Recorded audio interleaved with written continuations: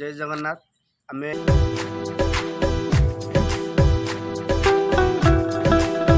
आमे आसिक बर्तमान पहुँची गलुणु बालीपुटु 15 किलोमीटर। बर्तमान आम सातकोशिया पहाड़ पाखे पहुँची गलु। आप देखिपे से पहाड़ अच्छी तुलसी गंड आम से गला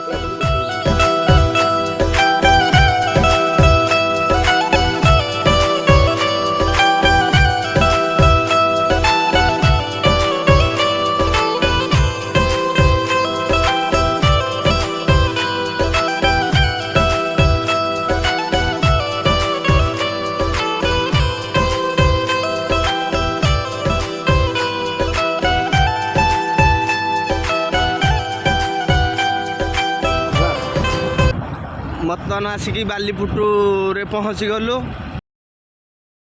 ये देखु बालीपुटु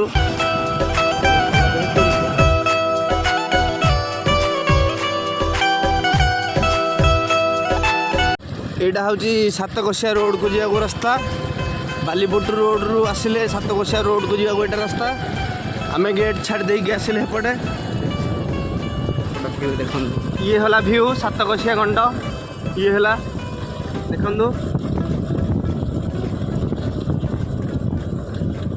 इठे सब दृश्य देखू सातकोशिया गंडर देखु।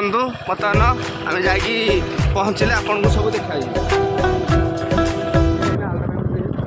ये सब अधिका पानी ये अच्छी सब अधिक पानी यही जगह अच्छी देखो सातकोशियार बहुत बड़ा गंड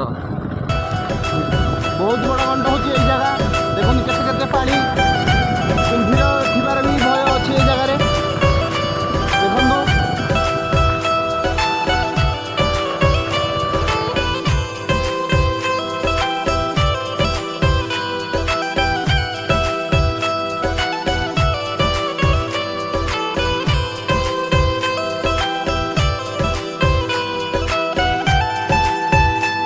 हेलो दोस्तों आम सातकोशिया गंडरे पहुँची जाइछु।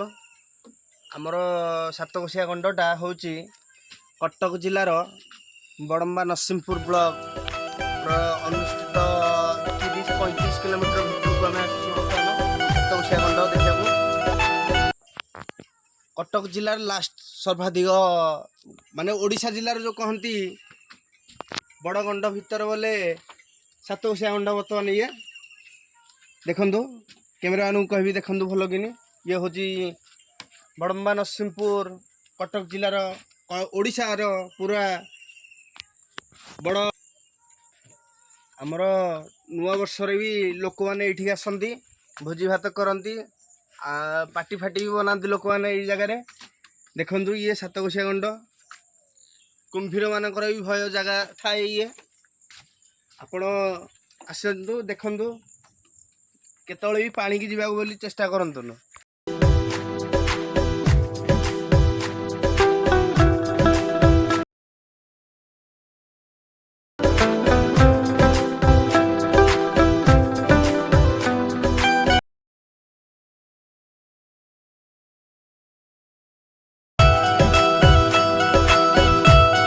केते प्रकार वर्षा है बर्तमान आम बर्तमान जापारूना ये देखो भाया वर्षा नदी दृश्य भी अलग प्रकार देखा अच्छे क्या देखो बर्तमान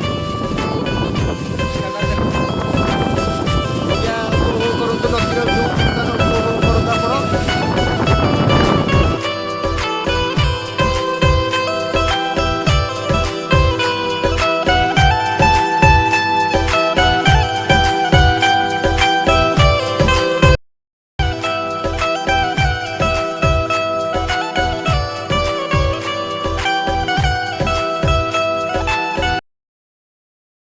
जाऊँ वर्षा पाग वर्षा जोरिया बर्तमान होगा बर्तमान बाहर की हाय गाइस रोची जय जगन्नाथ नमस्कार।